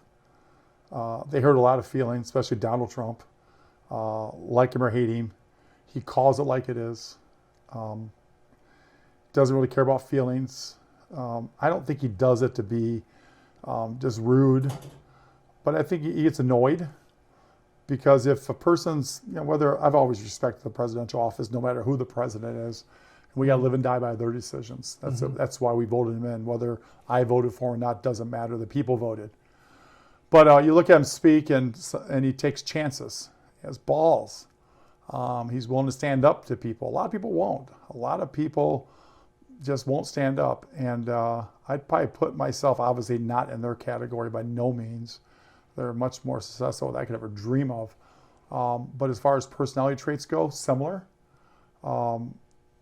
I've heard many a times, you remind me of Donald Trump. I mean, yeah, because I've been like this my entire life. So it isn't like, I learned it from him. I wish I would have. I would have been better at it. But, again, people are soft. You got to tell people the way it is. I mean, I've been fired from jobs before.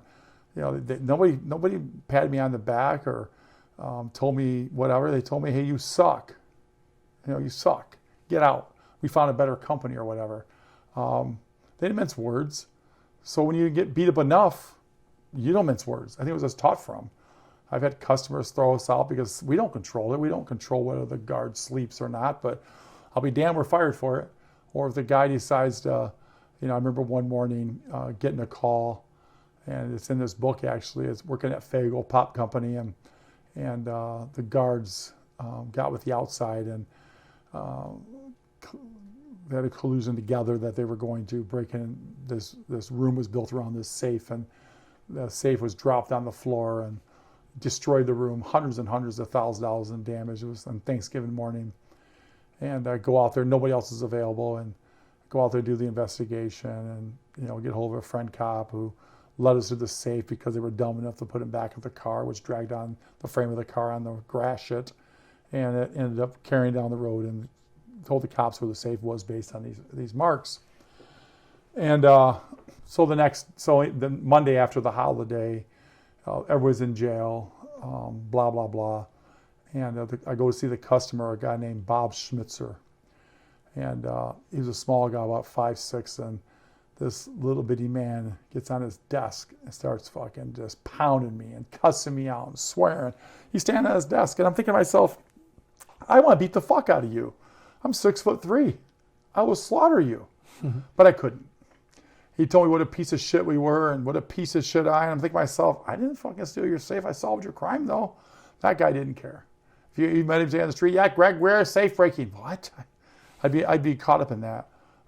So that lesson taught me a lot. This is a guy that I thought was my friend. We were close in business. And as soon as something bad happened, boy, this thing of a grown-ass man standing on his desk, jumping up and down like a child. Like I needed the job. If I didn't need the job, I would have beat the fuck out of him. So then I had other dumb bitch that I worked for at a company called Detroit Edison, now called DTE.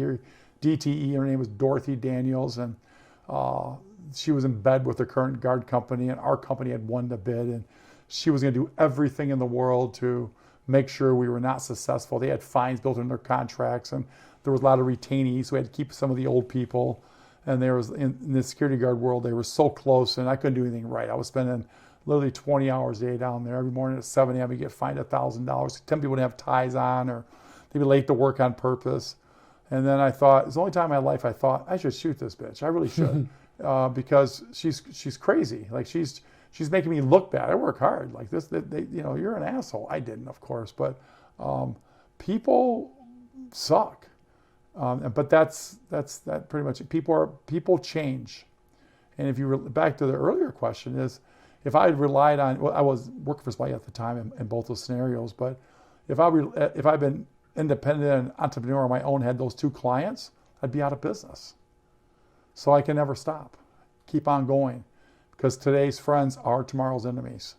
And a lot of people don't understand that. They think love is forever. They think friends are forever. No, they're not.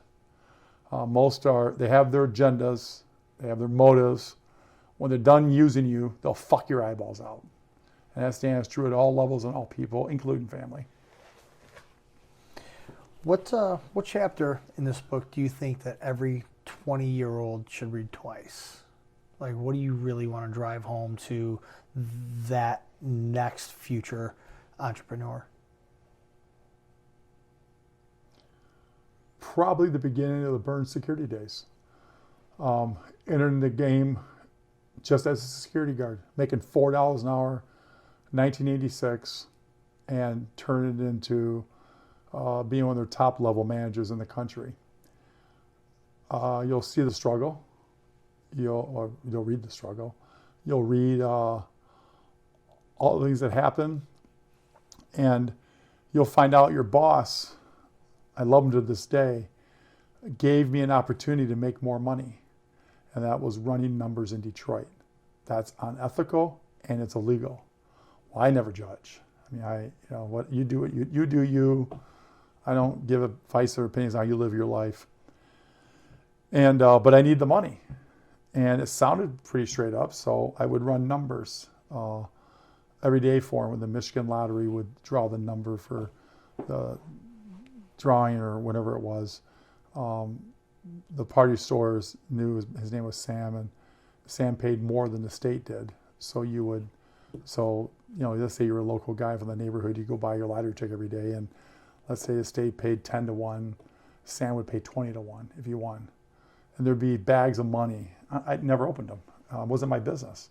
But he gave me $100 to $200 a day cash money to work and run money throughout the whole city of Detroit. That job turned into, and they wanted to fire Sam. Sam was older. He'd come up in the ranks in the 60s, and Burns, owned by Borg-Warner again, had a pension plan. They wanted Sam to retire, but Sam wasn't ready to retire because his life had taken a turn, getting divorced and stuff, and he wanted to work. So they used to put him out that they called pasture. They wanted to put him out to pasture at some account called Masco. And so I stood up for him and wouldn't allow it. Like, we're not going to do this. It happened a couple years later after my departure. But because I was such a great manager and I risked my own job to say that's not going to happen, Sam, to this day, 40 years later, he's a good friend. He's now wheelchair bound. Last year he called me and he's broke and he needed a new wheelchair. I called some supplier and bought him the best money could buy. So that's where loyalty came from, because you have to be loyal to your people. So many people live for today only. There's no loyalty anymore. So this started out with the security guard, Greg, to being a numbers runner for Sam, and turned it into he opened the door for me. I had to walk through it. I had to learn and manage. I learned off of him. And the things he taught me the streets, taught me how to talk to people, how to be nice to people, how to be at someone's level. You're never better than anybody. And and there's a lot of things he taught me. And then I turned that into, I would have been an executive career. I was moving to New York and taking the job and with them. And then Laura refused to move because she wasn't going to New York, which is a good move because my office would have been the World Trade Center. So life may have turned out differently if I would have. I might have been at work that morning. I have been at 9:15, so most likely I wouldn't have been there. But I could. Maybe that day I showed up early. I don't know. Wow. So that's. But without him at my side and my cheerleader, then he also taught me how to be political with people in the office. He taught me how to be nice to the girls. He taught me who to buy coffee for, who to go grab lunch for.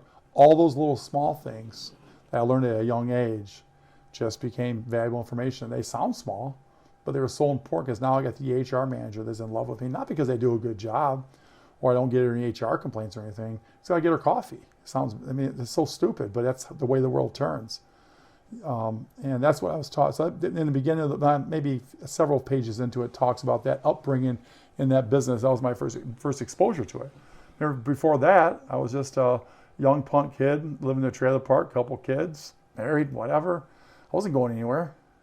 And then next thing you know, I did this guard job and I showed up. I'd work 80, 90, 100 hours a week. I became a good bitch for Sam.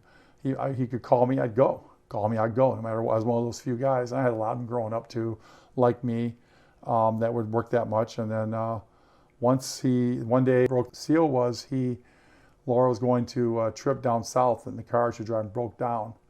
So Sam and I went to Ohio, somewhere near Cincinnati, and gave her the new car was at home for me to get to and from work, or a newer car, I should say. And he comes back and rents me a car.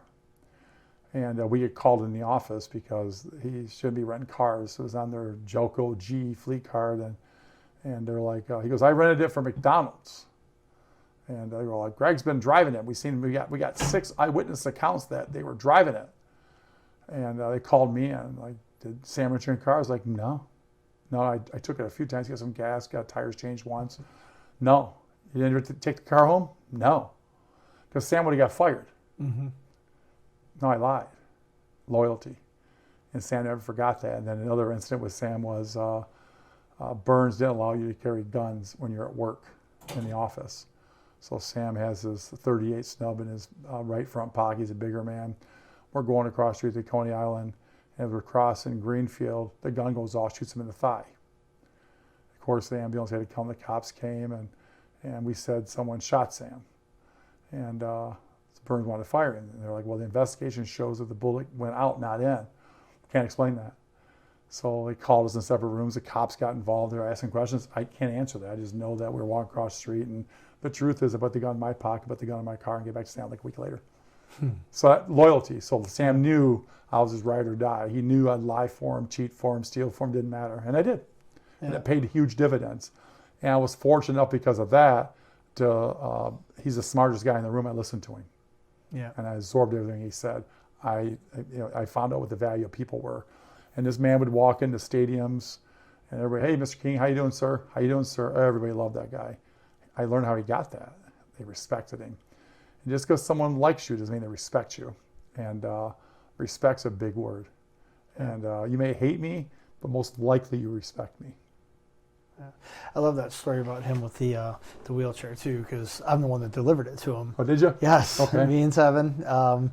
Super blizzard, horrible day. Okay. And that guy had all of the best things to say about you. I thought it was awesome. Yeah. Yeah. He genuinely appreciated you. It was good. Yeah, it was awesome. Writing a book is clearly something new for you, and I imagine you probably had some preconceived notions on the process, when you went into it versus by the time you got out of it. What beliefs did you have in this process that you had to unlearn in order to get this thing solved and completed? Well, first and foremost, all I did was talk. There was an author that took hundreds and hundreds and hundreds of pages of notes. What goes into something that's 400 pages, I keep on going 3,000 or 4,000 pages, that's what it took.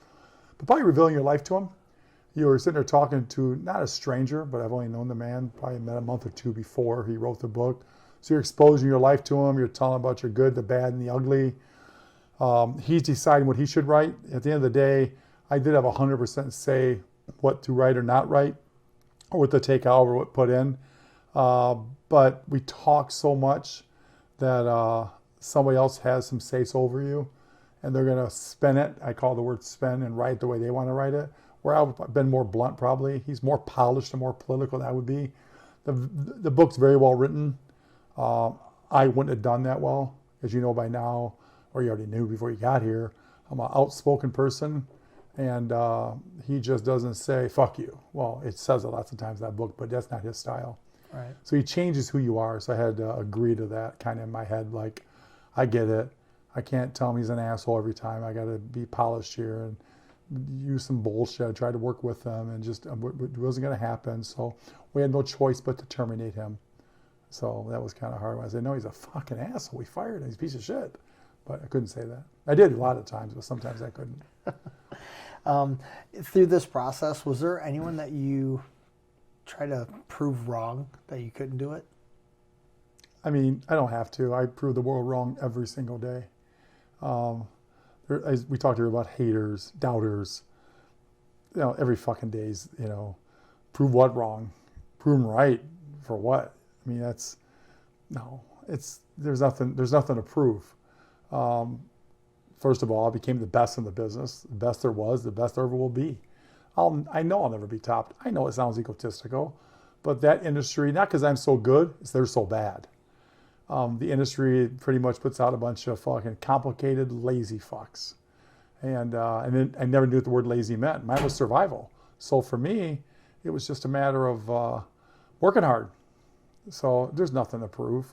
Fuck, I look at my houses. I don't say houses. I don't just have one, I have a few. Look at my cars. I don't have one, I got 40 or 50. Fuck them. I mean, they should look back and go, boy, I doubted that guy. So no, I never want to prove anybody to anything.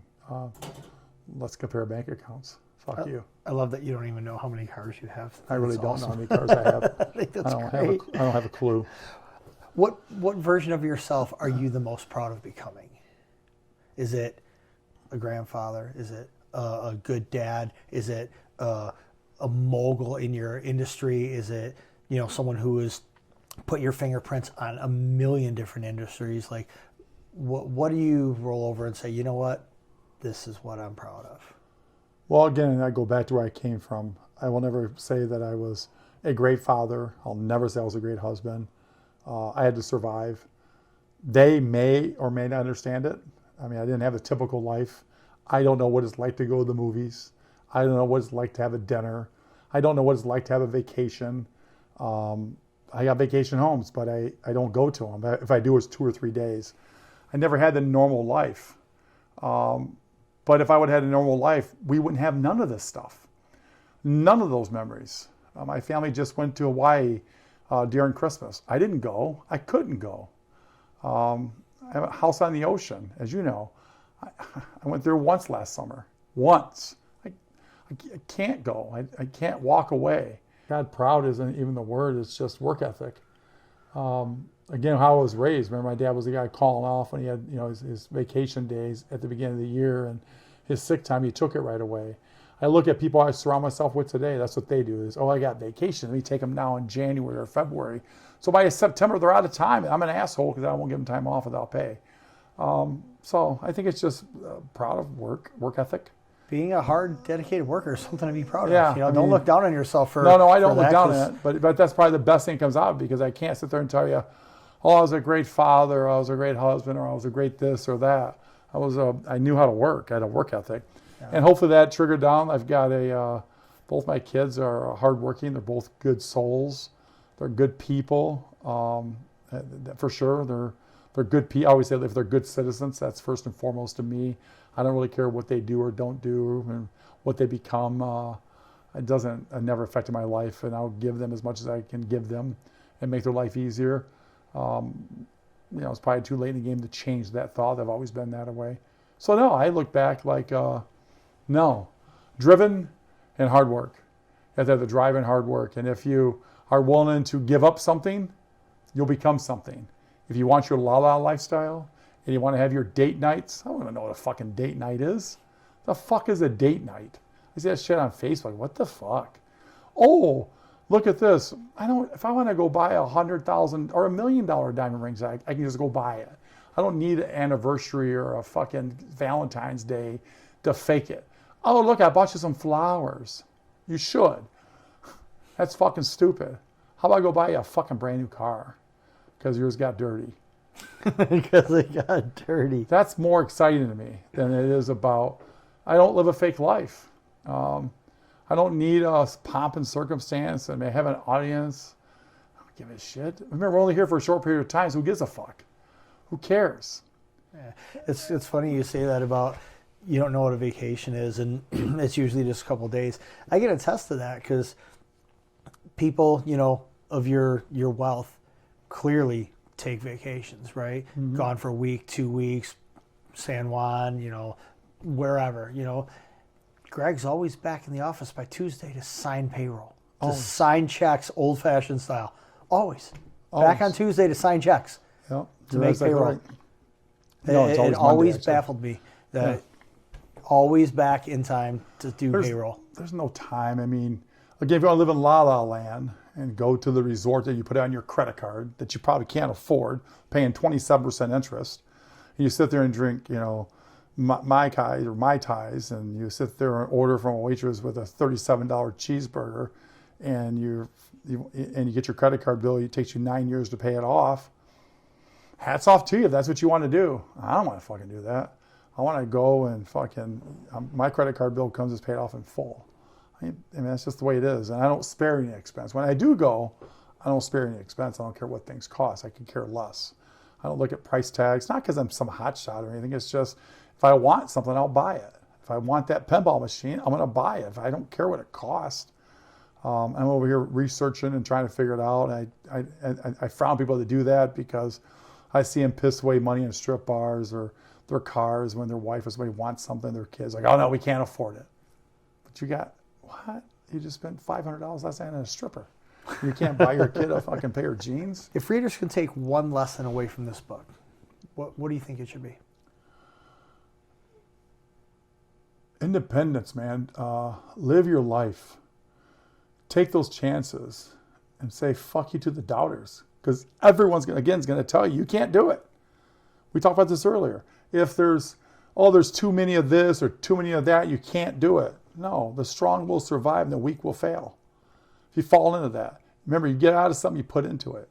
And if you put very little into it, you're going to get very little out of it. Put a lot into it in whatever you do. How do you want people to feel after reading this book? Throughout the chapters, I don't think it's after they read this book, there's times they'll cry, there's times they'll laugh, and there's probably times they'll be mad. They'll form an opinion, but it all comes together very nicely. When they walk away, I hope they got their money's worth. How they feel, it really depends how strong they are. If they're weak, they're going to say, what an asshole. That fucking guy don't know nothing. He sacrificed his family and everything just to be greedy and have wealth. Smart people go, yeah, that's why I had to do the same thing. Or that's what I have to do it. Because what the fuck do I do a date now if I got no money? What do I do if I'm on my way to work, my car breaks down? I don't have those fucking problems. Money solves a lot of problems. It creates problems too. When Tupac say more money, more problems, or more money, more problems. It does. It does. Like I said to you earlier, everyone wants to sue you. Everyone wants a piece of ass off you. Somebody wants to, the bigger you are, the bigger the target. But again, I don't live in La La Land. I live in reality. And, when you get to read the book, the price of the book nowadays isn't that much. So I'd love to say they got their money's worth, but one page is worth what the book cost. Sure. There's a million educations in there about life. And I think somebody with common sense, a good drive, will learn a lot. They'll learn what it takes. And that's what they're going to get out of it. And the ones that maybe got a family and a wife sitting at home or a husband, wondering why he or she's working so many hours and where they're going, where they were at. Remember, don't forget where you came from. You cannot forget where you came from. If that man or woman or that family is making strides and moving up, then it's working. Whatever they're doing is working. They got to sacrifice something. It could be family time. It could be date nights. It could be sacrificing. Who knows? But to get there, someone's got to sacrifice something. And usually, everyone pays the price. I don't think my hard work and all my hours, my kids suffer, my wife suffer, they suffer. They're the ones that, I wasn't here. I'd love to sit there and tell you, I'll never say I was a good dad. I wasn't a great dad. I'm not going to pass the word like I'm the greatest dad in the whole wide world. No, but I raised good human beings. If I would have been fat and lazy and comfortable, I'd been in the trailer park, and who knows how it would have turned out. I can imagine what would have happened. So I think I owed it to them to get them out at whatever cost, because they didn't ask to be here. I believe that, once you have a kid, you have a sense of responsibility to them. I don't think it ever stops either. But the choice was simple. I could be selfish, self-centered. I could have smoked weed every day and drank and, call my wife my old lady and all that dumb shit that happens in the fucking ghetto world. But No, I had to get them out. Had to get them out. That's my job. If I don't, I failed. And I think I gave it my all. And I still will. I'll give it my all to the day I die. You mentioned earlier about surviving and kind of really in an opposition to someone who is thriving. What would you say to someone who is currently stuck in that survival mode? Don't stop. Keep pushing. Move forward. Change if you have to. Change job. Take chances. I mean, call me. I'll give them good advice. I mean, I have great advice. I mean, the book only covers a small portion of the chances and things we had to take and do. It touches on some creative ways to make money, short-term solutions, things you have to do, things that don't cost much. That fucking machine makes a lot of noise. Why do you think this book is relevant today? It speaks of modern times. It speaks that my career in the early days, I was young. I got started young. I think the book today speaks for today. It speaks in volumes. It speaks on, nothing's changed. I mean, if you talk to somebody that worked in the 30s, 40s, or 50s, they'll tell you the coal mines or the steel corporations, all the things they had to do to get to the top. It's not much different, but this is corporate America. How to beat corporate America, how to learn from corporate America, but get out. Don't stay there unless you want to, just accept and adapt. But if you want to become to the top and strive, do it for yourself. Don't do it for somebody else. No matter who I talk to, I tell them, don't work for corporate America. Even people that work with me or for me, I tell them the same thing. Do this shit on your own.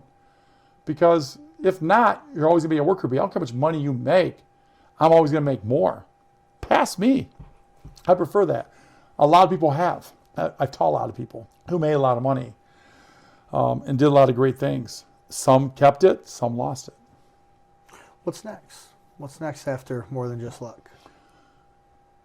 August 22nd, 2027, I get to re-enter the guard business. Fortunately, I guess I can't get my game plan away because a bunch of pukes over there is probably watching this, and that's what they are, pukes. When I build something, I like to destroy it. And, I guess I'm like a child. It's like building your Lego set and you get pissed off, you start all over again. So I'm just kind of pissed off kid. I'm going to do it again. But I want to do it one more time. I told you reasons why earlier. It's the generational wealth. It's the building something, doing it again. It's what I'm good at. Yeah. So I'm not good at really anything. I tried everything else. I've done everything in the world. The book covers that. I'm good at this. Stick with what you're good at.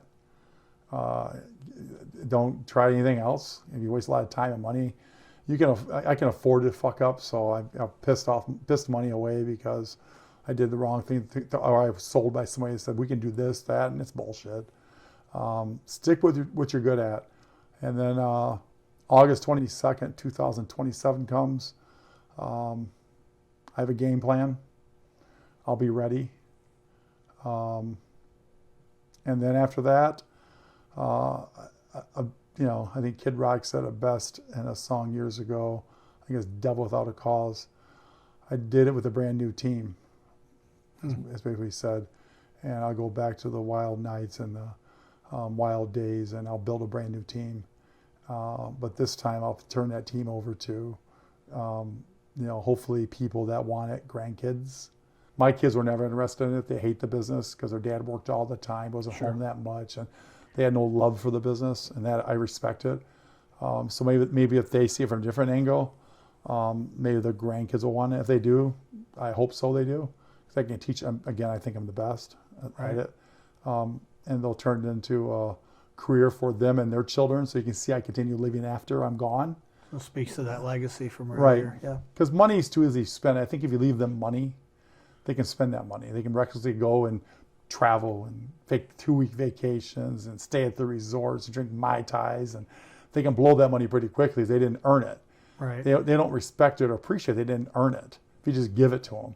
So you have to go to work every day and make those tough decisions and fall and scrape their knee, then life's good. But that's, and then if that happens, then maybe I can have the next, Securitas or something, 200 years long gone. They'll write a book about me, and I'll be the next Alan Pinkerton, I believe his name was. I'll be the next guy, if that was his name, I was Pinkerton. And Burns, which was two good detectives back in early times that started the security industry. Maybe I'll be the next Greg Wier book in 200 years. Maybe. Or I'll be a piece of shit. I don't know. One or the other, right?